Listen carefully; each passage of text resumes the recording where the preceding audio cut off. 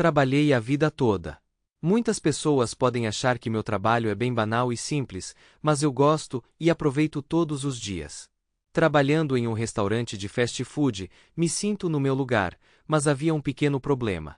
Meu trabalho não combinava com minha esposa, que me desprezava e me humilhava de todas as maneiras possíveis, e tudo por causa de um filho rico. Trabalhando em um restaurante de fast food, muitas vezes ouço de meus conhecidos que esse trabalho não é adequado para mim. No entanto, posso dizer com segurança que me sinto confortável aqui. Este lugar não só me deu a chance de conhecer várias pessoas que se tornaram minhas amigas, mas também a oportunidade de contratar e treinar jovens funcionários. Tenho orgulho de que 3 dos meus gerentes assistentes, que treinei, tenham tido sucesso e se tornado gerentes. Eles começaram famílias, contribuíram para suas comunidades e continuam a crescer profissionalmente. Trabalhar no restaurante também impactou minha vida pessoal. Graças a esse trabalho, conheci minha esposa, a quem sustentei durante a faculdade naquela época. Isso permitiu que ela ficasse em casa com nossos filhos até que eles chegassem à idade escolar, melhorando suas perspectivas de carreira. Conseguimos proporcionar um bom padrão de vida para nós mesmos, mas, infelizmente, o trabalho se tornou um dos motivos do nosso divórcio. No entanto, para entender completamente minha história, é preciso saber mais sobre como administrei este restaurante. Sempre me esforço para ajudar os funcionários a verem seu potencial e se desenvolverem profissionalmente, mesmo que considerem seu trabalho indigno. Acredito que todos têm a oportunidade de crescimento na carreira, mas às vezes isso requer uma mudança de atitude em relação ao trabalho. As pessoas visitam restaurantes de fast food por vários motivos, mas 2 principais são boa comida a um preço acessível e conveniência, especialmente para famílias. Para muitos, pode ser a única opção para obter uma refeição satisfatória para o dia, livrando-os de cozinhar ou lavar pratos. Para alguns, é uma recompensa para as crianças, uma motivação para completar o dever de casa, enquanto para outros, é uma forma de mostrar respeito aos pais. Sem dúvida, isso é importante para o nosso negócio. Como se as pessoas não quisessem vir para cá, teríamos que procurar outras oportunidades de ganho. É crucial que os funcionários levem seu trabalho a sério e com respeito. Um sorriso e simpatia são a base do nosso serviço, e se alguém não consegue fazer isso, então talvez não seja adequado para trabalhar aqui. Meu aconselhamento ajudou alguns funcionários a mudar sua atitude em relação ao trabalho, mas às vezes se torna necessário tomar uma decisão sobre demissão. Tenho orgulho de que nossa rotatividade de pessoal seja significativamente menor do que a média nacional. Minha vida nem sempre foi fácil. Silvia, minha ex-esposa e eu parecíamos ter um relacionamento perfeito, mas com o tempo, algo deu errado. Silvia obteve sucesso em seu trabalho na Fecliar América, uma organização criada para combater a fome nos Estados Unidos e administrar uma rede de bancos de alimentos e dispensas. Seus esforços foram recompensados, e ela se tornou presidente da Fecliar América. Ela se dedicou ao seu trabalho, e isso levou a mudanças em nosso relacionamento. Eu não sabia disso na época, mas o reconhecimento de Silvia sobre sua ascensão em status social afetou nosso relacionamento. Nós, junto com as crianças, a apoiamos e ficamos felizes com seus sucessos, mas, naturalmente, queríamos passar mais tempo juntos. Nos eventos da Fecliar América, percebi que algo havia mudado. Eu, Joseph, gerente de uma das maiores redes de restaurantes fast food do mundo, costumo receber um salário e tenho uma boa trajetória profissional. Mas descobri que minha estima profissional estava sendo questionada por minha esposa. Silvia, minha atraente esposa, alta e esbelta, ilumina tudo ao seu redor com sua figura voluptuosa e seu sorriso. Ela habilmente acentua sua aparência e sua presença. Qualquer lugar sempre atrai atenção, pois ela gosta de se destacar da multidão. Eu tinha orgulho dela e de seus sucessos na Fecliar América, mas descobri que quando as pessoas me perguntavam o que eu fazia e eu respondia que trabalhava em um restaurante de fast food, o clima geralmente mudava, e Silvia ficava brava e, acredito, envergonhada que seu marido ocupasse tal posição.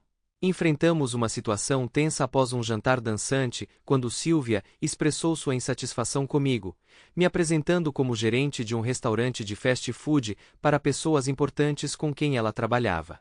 Ela sentiu que isso prejudicou nosso status coletivo. Eu não entendia o quanto isso afetava significativamente sua confiança e sentimentos. Ficou claro para mim que nossa compreensão um do outro precisava de ajuste, e fiquei surpreso ao perceber o quanto minha profissão poderia impactar nosso relacionamento. A raiva fervia dentro da minha cabeça, mas eu me mantinha sob controle. Silvia não se opôs quando ajudei a pagar sua mensalidade da faculdade, mas sua insatisfação surgiu quando ela me ultrapassou em status social. Sempre que eventos importantes ocorriam em sua organização, ela se esforçava para garantir que eu ficasse em casa para cuidar de assuntos significativos. Limpar, cozinhar, ela sempre dizia, já que eu trabalhava em um restaurante de fast food, eu deveria cuidar da cozinha. Passar roupa e outras tarefas domésticas, ela acreditava que eu deveria cumprir, enquanto ela se sentia no direito de frequentar locais de luxo vestida com roupas elegantes e reveladoras. Claro, eu tinha meus próprios hobbies e atividades fora do meu trabalho em restaurantes, como escrever meu próprio livro. Depois de vários eventos na Fecliar América, parei de ser convidado para reuniões. Percebi que Silvia chegava em casa cada vez mais tarde, frequentemente cheirando a álcool.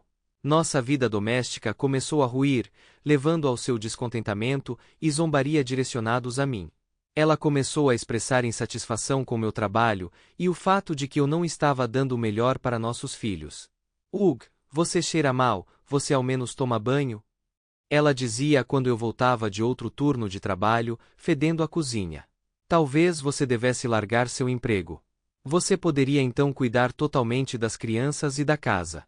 Ela sugeriu, ao que eu respondi, não vou deixar esse emprego porque gosto dele. Recusei-me a cumprir com suas exigências, o que a irritou ainda mais. Ela alegou que um homem de verdade deveria ter status alto, ou, se não pudesse atingir status alto, deveria ser um indivíduo indefinido que ficasse sozinho. Fiz tudo o que pude para consertar nosso relacionamento, surpreendendo-a, convidando-a para passeios românticos, se uma vez até quis levá-la para um passeio de balão de ar quente, mas ela sempre se recusou e encontrou desculpas. Afinal, meu namoro foi rejeitado e percebi que Silvia não se comprometeria. Dediquei mais tempo ao meu trabalho e às minhas filhas. Enquanto isso, os dias de Silvia eram preenchidos com trabalho e festas vagas que ela não queria discutir. Às vezes, quando Silvia voltava de um evento, eu via hematomas em seu corpo que lembravam os de Ike.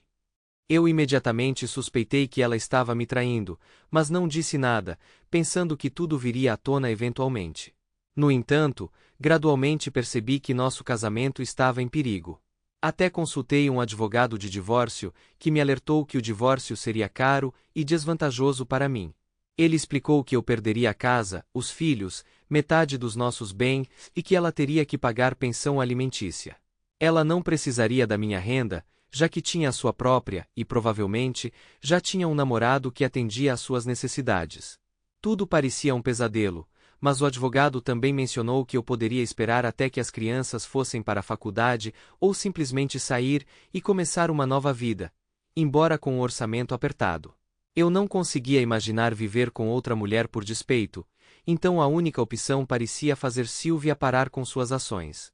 Quando voltei para a casa dos advogados, vi minha esposa no sofá com um homem, Paul, um advogado e membro do conselho da Fecliar América. Antes que eu pudesse dizer qualquer coisa, Silvia se aproximou de mim dizendo: "Precisamos ter uma conversa séria", ela disse, e me entregou uma pasta com documentos que eu não conseguia entender. Fiquei surpreso com as palavras de Silvia e Paul. Eles se ofereceram para que eu assinasse os papéis do divórcio ali mesmo, alegando que todos os termos eram simples e que eu não teria que pagar pensão alimentícia. Eles falaram de uma divisão 50-50 de todos os bens conjuntos, mas Silvia ficaria com metade da casa. A custódia primária das crianças foi concedida a ela com restrições às minhas visitas, e a pensão alimentícia foi limitada apenas aos pagamentos que cobriam a custódia primária. Tentei me opor, afirmando que eu era um bom pai e marido, mas eles não quiseram ouvir. Silvia apenas desprezou meus esforços em relação à família e às crianças, dizendo que eu passava pouco tempo em casa com as crianças ou com ela. Tudo parecia tão cruel e injusto para mim. Eles me pressionaram, me incitando a assinar os documentos imediatamente, ameaçando que, caso contrário, os termos do divórcio se tornariam mais severos e eu acabaria sem uma casa e forçado a começar a pagar pensão alimentícia. Tentei me agarrar aos últimos resquícios de esperança de que poderíamos chegar a um acordo, mas tudo o que recebi em troca foi uma recusa fria e indiferente. Sylvia e Paul já tinham tomado sua decisão e estavam prontos para seguir em frente. No final, percebi que não tinha escolha. Eu simplesmente não podia lutar contra os dois. Sylvia se virou para mim com confiança e anunciou friamente que já havia tomado metade da nossa propriedade e que estaria morando em uma casa ou apartamento com as crianças, me dando tempo para sair. Ela mencionou a possibilidade de me mudar para a casa de Paul, que, segundo ela, os havia convidado para morar com ele sem pagar aluguel. Senti minha confiança e força se esvaindo, percebendo que a situação estava escapando do meu controle. Sentada na poltrona, percebi que eu era culpada por essa situação. Não podia negar que poderia ter feito algo diferente, mas ao mesmo tempo senti raiva de Sylvia por sua decisão de destruir nosso casamento. Meu coração estava despedaçado quando minhas filhas vieram até mim, dizendo que já sabiam de tudo e concordavam com isso. As palavras deles me atingiram como um soco no estômago. Eles me disseram que Sylvia e eles estavam se mudando para a casa de Paul, que lhes prometeu uma vida melhor com uma piscina, um carro novo e a oportunidade de se matricular em uma academia de prestígio. Eu me senti sem esperança e desapontado, mas em algum lugar dentro de mim, uma centelha de esperança e autorrespeito ainda vivia. Então, quando eu pensava que não aguentaria mais o golpe, algo inesperado aconteceu que mudou minha perspectiva sobre a situação. Esse evento teve um impacto extraordinário em mim e em nossa vida com Sylvia de maneiras que eu nunca poderia ter imaginado. Depois que Sylvia foi embora, recebi uma ligação de um amigo e ex-colega, Albert Fredericks, que me disse para ler a última postagem na página de Sylvia no Facebook. Embora eu não usasse mídias sociais, entendi que essa mensagem poderia ser importante. Sylvia era ativa no Facebook e não resistiu à vontade de compartilhar seus pensamentos sobre nosso divórcio. Sua postagem foi endereçada a todos que a conheciam, especialmente colegas e parceiros da Fé Criar América. Em sua postagem, Sylvia expressou orgulho pelo aumento do financiamento para a Fé Criar América e gratidão a todos que a apoiaram nisso. No entanto, ela expressou abertamente sua decepção comigo, especialmente no contexto do meu trabalho como gerente em um restaurante de fast food, repreendendo-me publicamente. Ela enfatizou que trabalhar em um restaurante de fast food deve ser temporário, não permanente, para aqueles que podem realizar mais. Sylvia me repreendeu por não mostrar iniciativa na minha carreira para prover o melhor para a família, o que a levou a decidir pelo divórcio. Ela anunciou sua intenção de pedir o divórcio, afirmando que era a única maneira de ajudar os necessitados por meio da Fé Criar América. Suas palavras, cheias de raiva e acusações, me perfuraram como nunca antes. Ela alegou que o divórcio não afetaria sua capacidade de trabalhar na Fé Criar América e até expressou confiança em suas habilidades. Sua postagem despertou muitas emoções em mim, mas também despertou uma forte centelha de determinação para provar que eu poderia conseguir mais, apesar de todas as dificuldades. Minha esposa, que sempre me apoiou, para quem eu paguei pela educação desinteressadamente, a quem eu sempre apoiei e valorizei, me destruiu como homem com apenas uma postagem nas redes sociais. Para resumir a essência do post, eu sou um perdedor patético e ela é uma rainha e empresária. Liguei de volta para Albert, que também estava chateado com a situação, e ele me convidou para uma reunião de outros gerentes para discutir nossa resposta aos comentários de Sylvia. A reunião estava marcada para amanhã à noite em um hotel.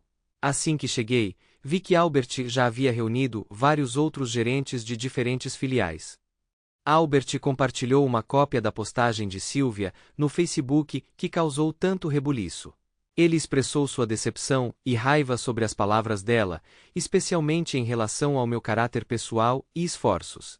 Ele também ficou indignado com o fato de Sylvia ter falado negativamente sobre o restaurante, o que poderia prejudicar sua reputação. Ele propôs ações e planejou organizar um boicote à Fé Criar América e arrecadar fundos diretamente para a caridade. A reunião foi emocionante. Muitos gerentes expressaram seu apoio a mim e sua insatisfação com a forma como a Fecliar América trata os funcionários em nosso nível. Eles decidiram retirar o apoio à Fecliar América e direcionar seus esforços para as organizações que consideravam importantes. Após a reunião, o Jornal de Domingo publicou um anúncio de página inteira destacando que os gerentes de nossa rede de restaurantes de fast food discordavam firmemente de Silvia e não apoiariam a Fecliar América até que a situação mudasse. Eles pediram que as pessoas fizessem doações diretamente, ignorando a Fecliar América.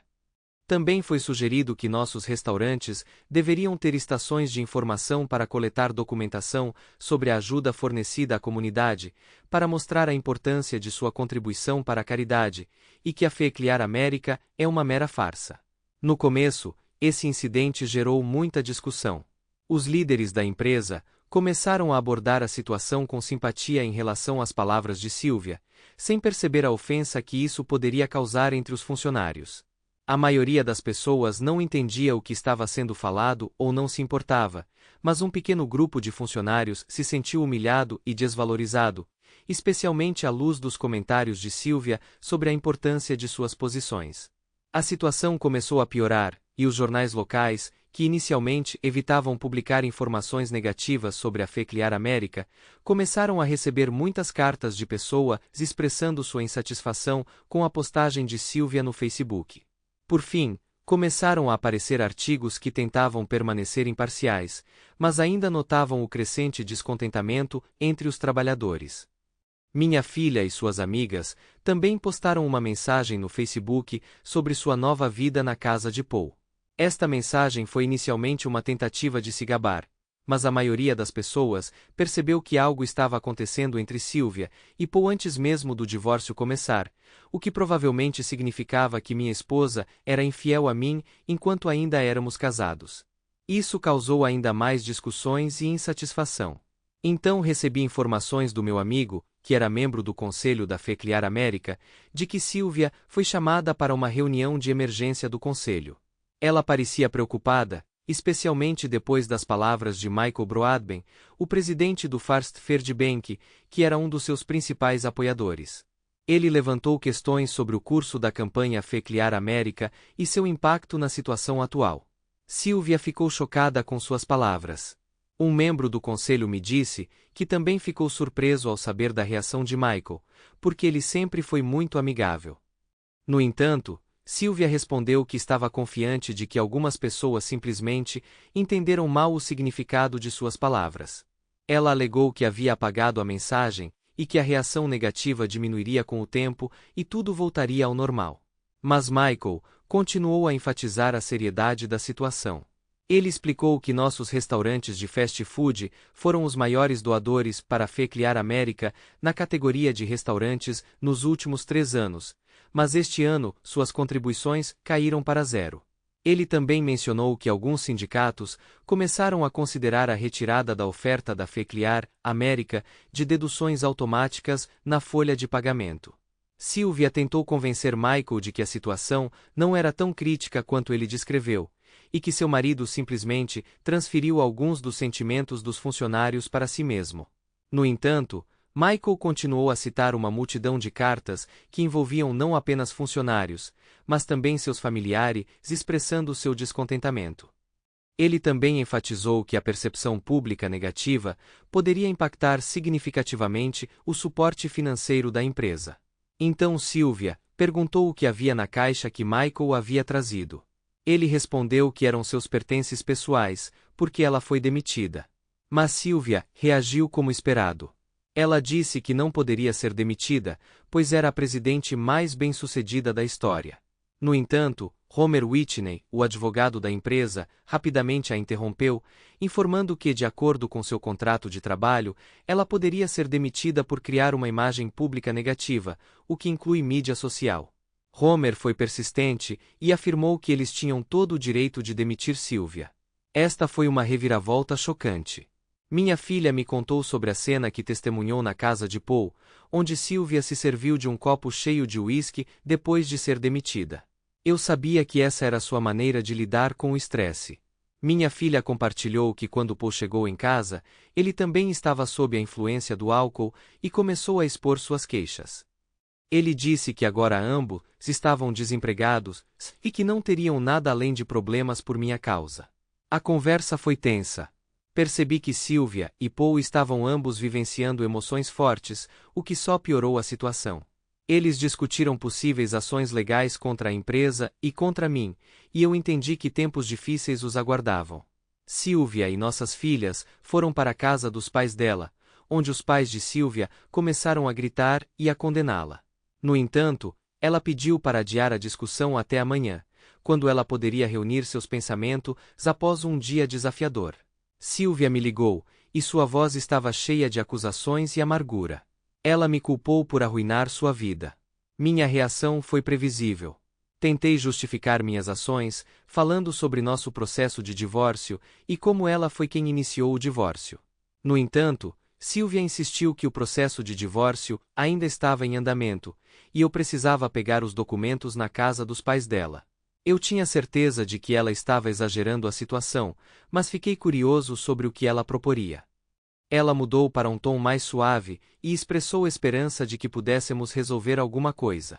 Senti uma faísca de esperança por uma possível reconciliação em sua voz.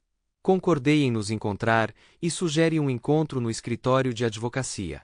Quando nos conhecemos, Sylvia entrou com o advogado e nossas filhas.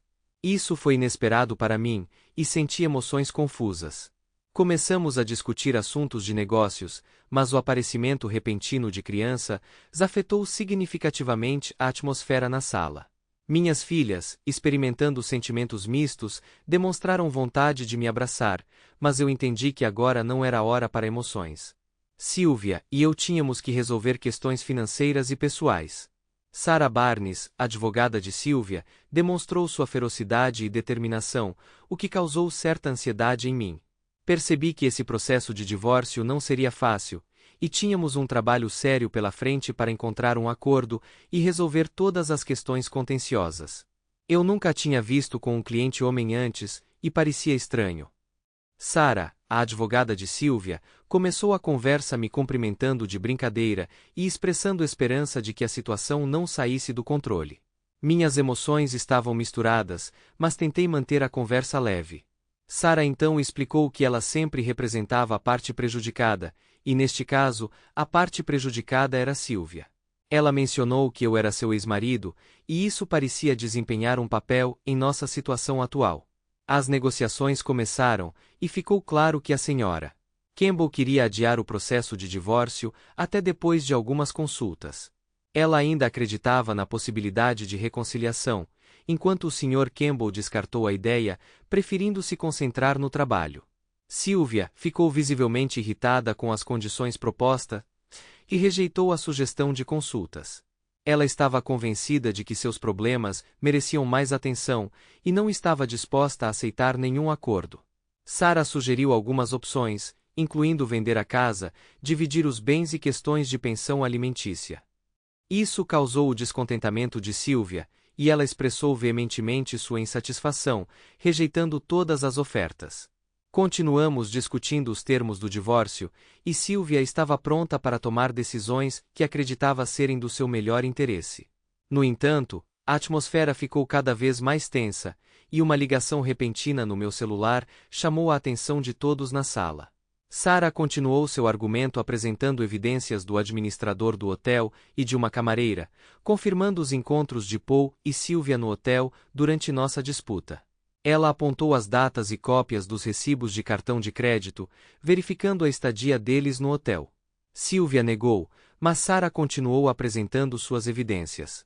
Depois, Sylvia mudou repentinamente de tom e expressou o desejo de ir para casa e corrigir seus erros. Ela implorou para que eu desse a ela e às meninas outra chance, prometendo mudar e me tornar melhor. Suas palavras me perfuraram e eu senti emoções misturadas. No entanto, eu estava inflexível em minha decisão, notando que algumas coisas não podem ser desfeitas, como pasta de dente fora do tubo. Enfatizei que minha decisão de pedir o divórcio foi tomada não apenas por eventos passados, mas também por uma oportunidade de carreira apresentada a mim. No final das contas, Deixei claro para Silvia que não queria continuar nosso casamento, mas dei minha palavra honesta de que a trataria com respeito e cuidado no futuro. A situação ficou mais tensa quando disse às meninas que, embora eu continuasse a apoiá-las financeiramente, elas deveriam perceber que tinham renunciado a mim e agora tinham que assumir a responsabilidade por suas ações. Avisei que futuras visitas e apoio da faculdade dependeriam da atitude deles em relação a mim, e qualquer desrespeito levaria à cessação das visitas. Quando minha filha expressou gratidão pela chance adicional e Silvia expressou o desejo de uma segunda chance comigo, fui claro em minha resposta. Disse a elas que podia perdoar sua imaturidade, mas não podia perdoar um adulto que havia partido meu coração. Enfatizei que o casamento é baseado em amor, confiança e respeito, o que eu estava sentindo falta nos últimos anos. Então, chegou o momento de assinar os papéis do divórcio. Eu silenciosamente os aceitei de Silvia, notando que ela deveria ter orgulho de ter sido minha esposa, independentemente do meu trabalho. Silvia, por sua vez, expressou arrependimento e desejo de retificar a situação, prometendo aprender com isso. Peguei e assinei os documentos do divórcio sem hesitação, pronta para começar uma nova vida sem enganos.